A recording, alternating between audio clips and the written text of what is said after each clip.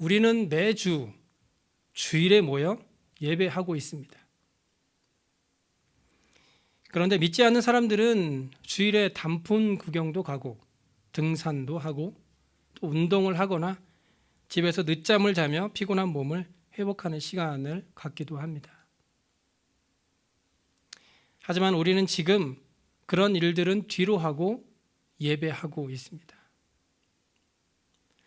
세상적인 시각으로만 본다면 참으로 시간 낭비라고 할 수 있습니다.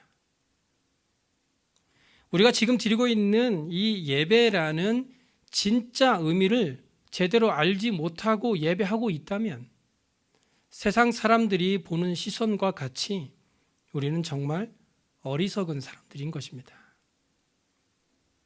그래서 저는 이 시간에 우리가 드리고 있는 이 예배가 그들이 생각하는 것처럼 시간 낭비와 같은 어리석은 모습이 아니라 우리의 인생에 있어서 정말 중요하고 반드시 해야만 하는 것임을 오늘 본문을 통해서 함께 생각해 보려고 합니다. 오늘 본문은 예수님께서 복음을 전하시기 위해서 유대를 떠나서 갈릴리로 가실 때에 이 유대인들은 사마리아 사람들과 마주치기 싫어해서 사마리아 땅을 돌아서 가는 길을 예수님은 굳이 사마리아를 통과해서 갈릴리로 가는 길 중에 일어난 사건입니다. 당시 사마리아 땅에는 야곱이 파놓은 우물이 있었는데 야곱은 길을 가시다가 피곤하셔서 그 야곱의 우물 곁에서 앉아 쉬고 있었습니다.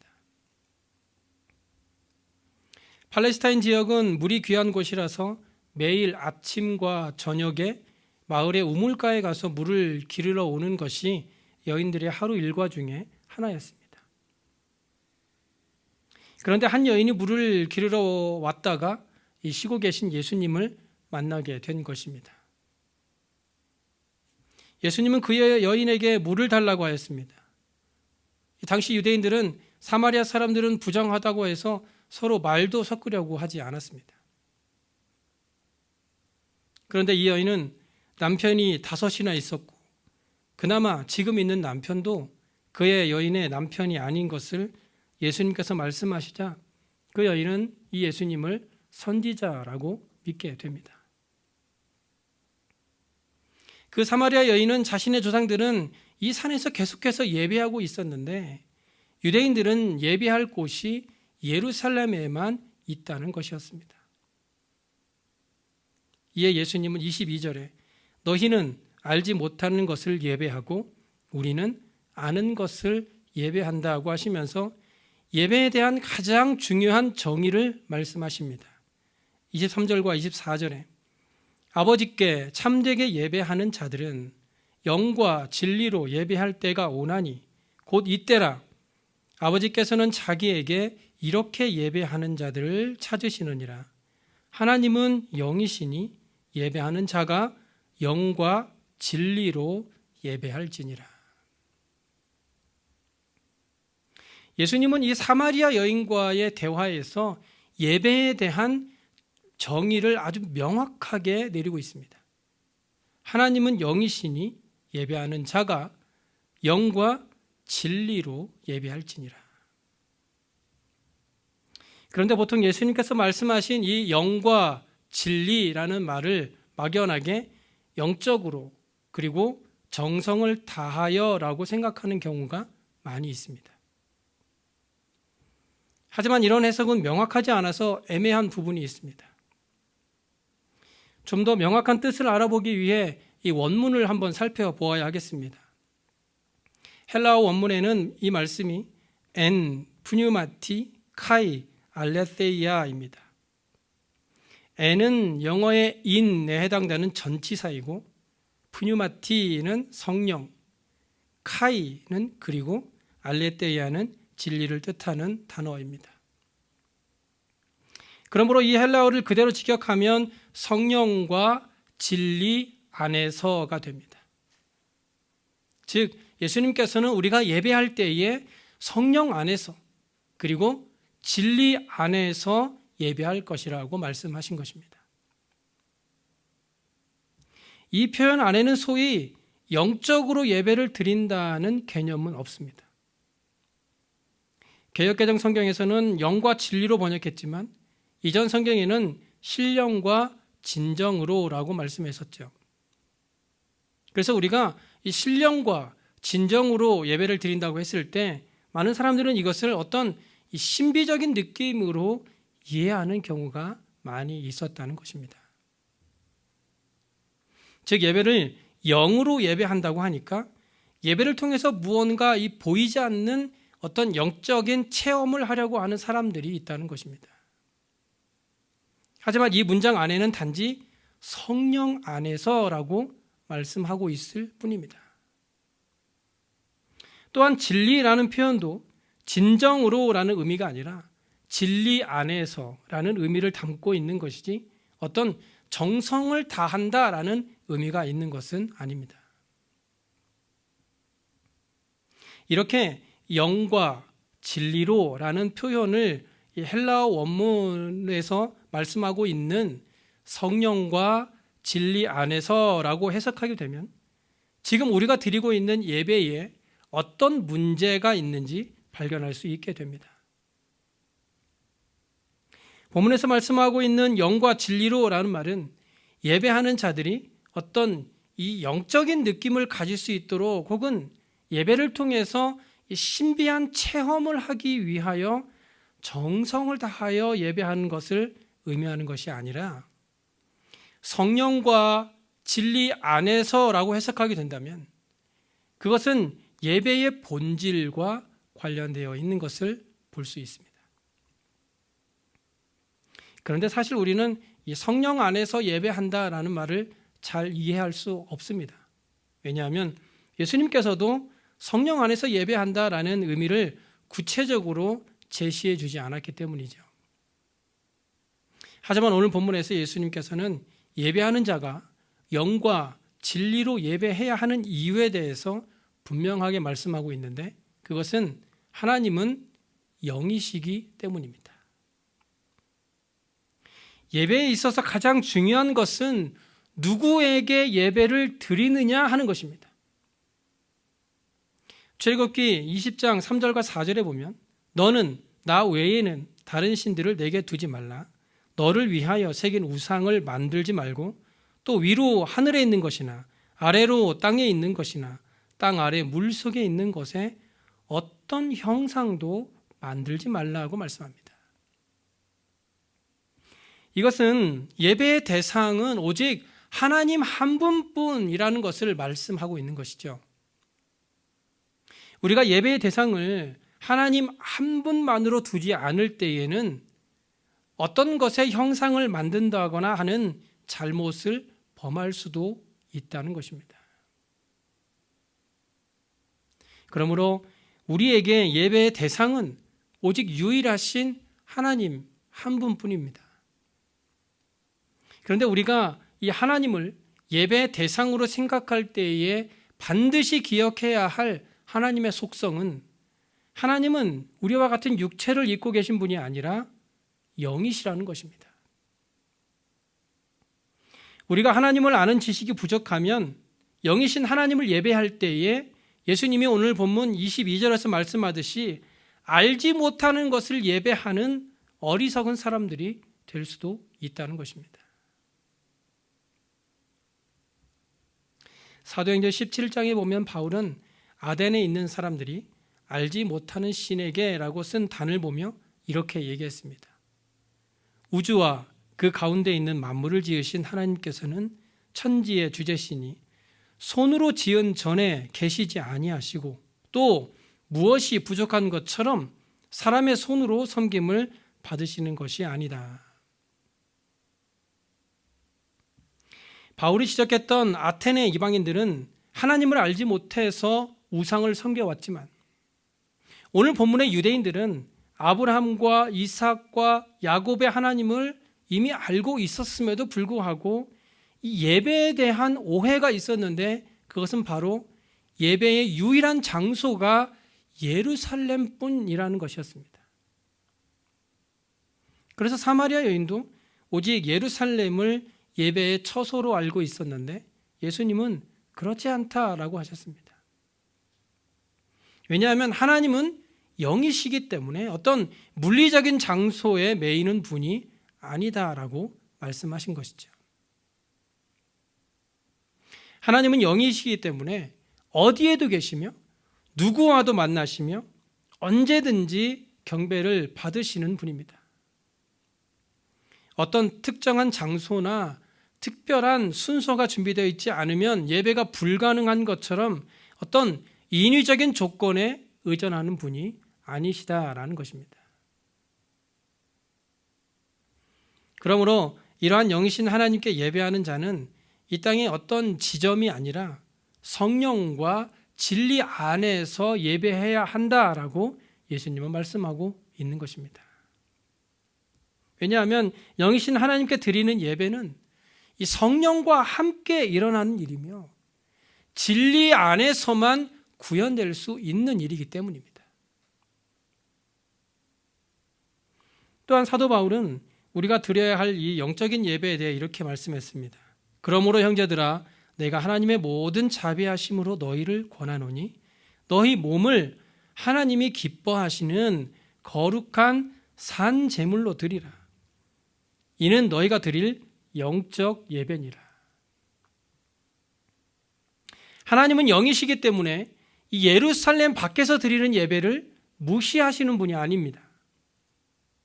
하나님은 영이기 때문에 온 세상에 흩어진 모든 하나님의 백성들이 살아가는 이 모든 삶의 현장에서 경배를 받으실 수 있는 분입니다. 그러나 하나님은 영이기 때문에 영과 진리 안에서만 경배를 받으시는 분입니다.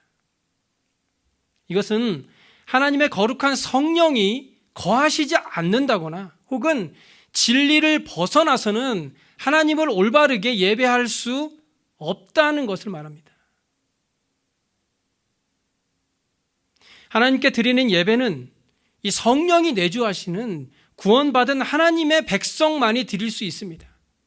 즉 성령이 내주하지 않는 사람들은 그들이 아무리 예배하는 자리에 함께 앉아있다 할지라도 결코 하나님은 그 예배를 받지 않는다는 것입니다. 또 예배를 할 수도 없다는 것이죠. 왜냐하면 예배는 성령과 진리 안에서 드려지는 것이기 때문입니다. 바울이 말씀하고 있는 것처럼 우리의 몸을 하나님이 기뻐하시는 산 제물로 드리는 예배를 드리고 또 그러한 삶을 살아가는 사람은 진정한 복된 삶을 살아가는 사람이라고 할 수 있습니다. 왜냐하면 이처럼 우리의 삶이 또한 예배이기 때문에 진정한 예배를 드리지 않는 사람은 살아 있어도 죽은 인생과 같은 삶을 살 수밖에 없는 것입니다. 그런데 영이신 하나님을 예배하는 자는 영과 진리 안에서 예배해야 한다는 예수님의 가르침과 이 삶 전체가 거룩하고 영적인 예배라는 이 바울의 권고를 잘못 오해하여서 오늘날 교회와 예배 형식이 필요 없다라고 주장하는 사람들도 있습니다. 즉 모이기를 힘쓰고 주일을 성수하고 예배하는 이 성경의 가르침을 무시하고 예배의 초소가 장소적 제한을 받지 않는다는 주님의 말씀을 핑계 삼아 자신의 편의대로 공적인 예배를 무시하고 유튜브를 통해서 설교 한 편 본 것으로 예배를 드렸다고 생각하는 이 사탄의 속임수, 유튜브를 통해 설교 한 편 본 것으로 나는 다 예배를 드렸다고 생각하는, 성경에서는 말하고 있지 않은 그러한 예배를 드리면서 나는 예배를 드렸다고 만족해하는 사람들이 생겨나고 있다는 것이죠. 우리는 예배를 착각해서는 안 됩니다. 어떻게든 목사의 설교만 들으면 예배를 드렸다고 생각하는 것은 잘못된 생각입니다. 목사의 설교가 예배의 전부가 아닙니다. 우리가 주일날 약 1시간 정도 예배를 드릴 때에 예배를 시작하기 전부터 우리는 이미 예배하고 있어야 합니다. 아무런 준비도 없이 예배를 드리는 것은 예배하는 자의 바른 모습이 아니라는 것입니다. 이미 예배 시간 전부터 예배를 준비하고 성령의 인도하심을 구할 때에 성령과 진리 안에서 드려지는 예배를 할 수 있다는 것입니다. 우리가 예배를 말할 때 칼빈을 빼놓을 수 없죠. 칼빈은 이 요한복음의 구절을 로마 가톨릭 예배와 완전히 반대되는 것으로 이해했습니다. 왜냐하면 이 당시 로마 가톨릭의 예배야말로 이 하나님께 드려지는 영적인 예배라기보다 사람들이 원하는 예배, 육체가 원하는 것으로 가득 차서 그저 눈에 보이는 것을 만족하게 하는 예배였기 때문입니다. 그렇다면 오늘날 우리들이 하고 있는 예배의 모습은 어떻습니까? 저는 이 말씀을 준비하면서 목회자로서 예배를 준비하고 인도했던 저의 모습을 한번 돌아보았습니다. 어떻게 하면 사람들이 더 흥미를 가질 것인지, 어떻게 하면 사람들이 지루해하지 않을 것인지, 어떻게 하면 사람들이 무엇인가를 얻어갈 수 있는 예배를 드릴 것인지에 대해서만 고민했던 예배는 아니었는지 저의 모습을 돌아보며 회개하였습니다. 오늘 본문에서 예수님께서 말씀하고 있듯이 성령과 진리 안에서 예배하는 모습은 그런 모습이 아닙니다.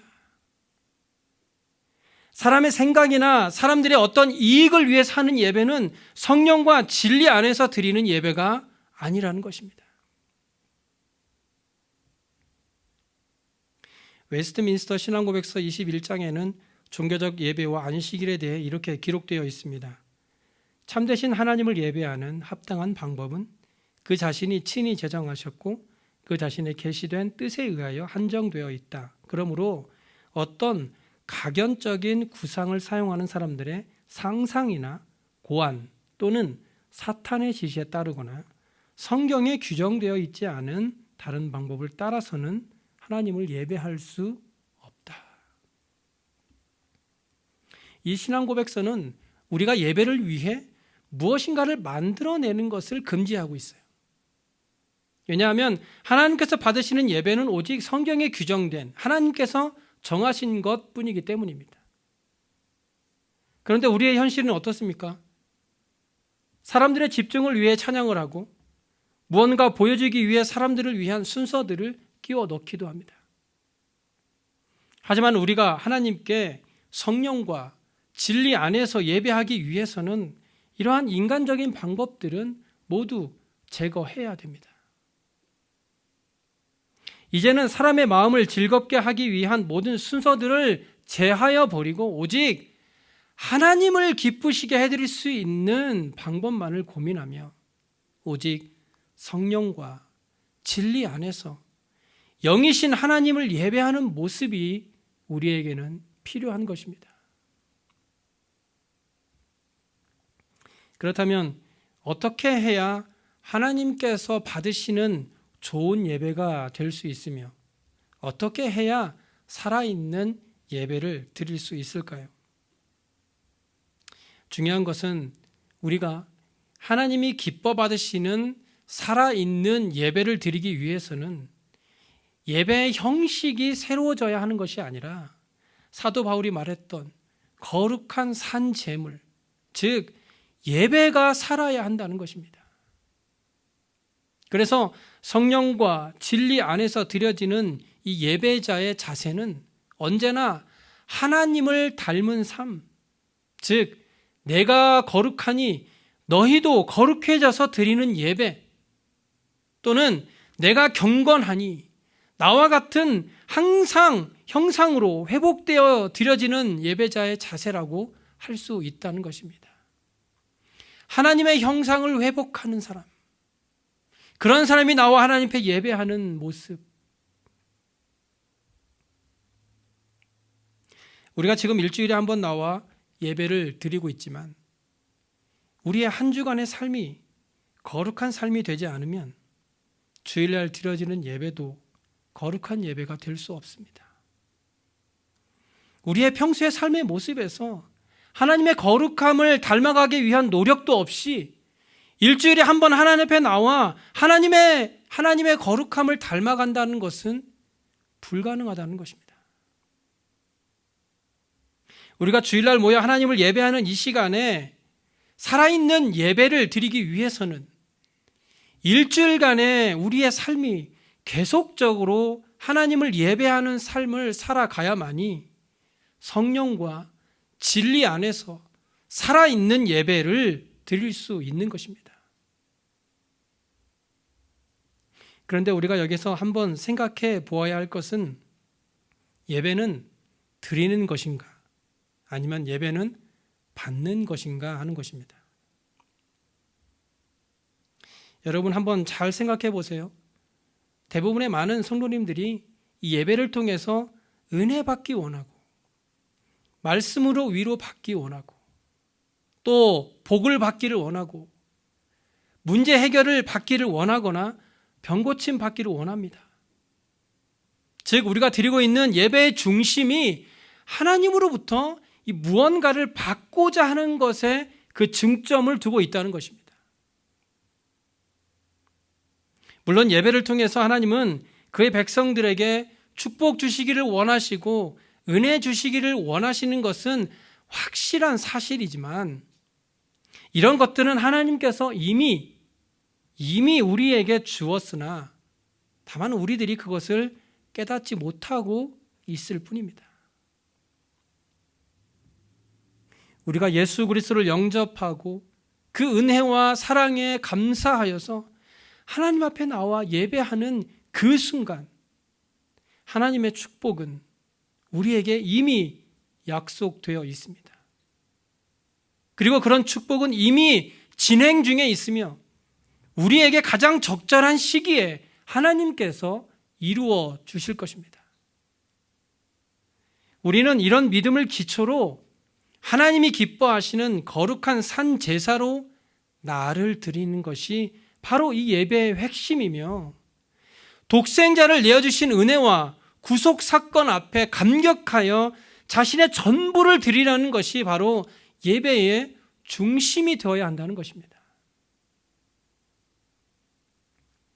그러므로 하나님을 예배하는 예배자들은 예배를 통해서 하나님으로부터 무언가를 받으려고 하는 예배를 드릴 것이 아니라 은혜와 구속의 은총 앞에서 내 자신을 드리고 시간을 드리고 물질을 드리고 아니 나의 삶의 전부를 드리려는 산 제물의 자세를 가지고 예배하며 나아가야 하는 것입니다.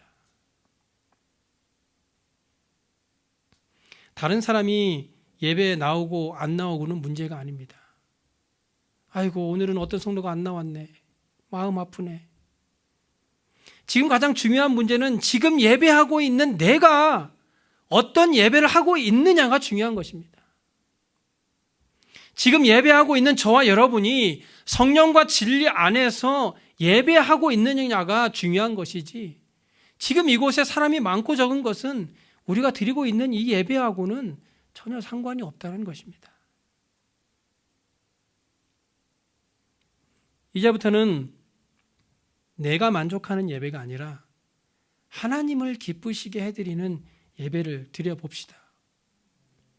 내가 무엇을 하나님께 뭔가 받으려고 조건적인 예배를 드릴 것이 아니라 성령과 진리 안에서 나의 삶의 전부를 드려 하나님을 예배하는 예배자가 되었으면 좋겠습니다.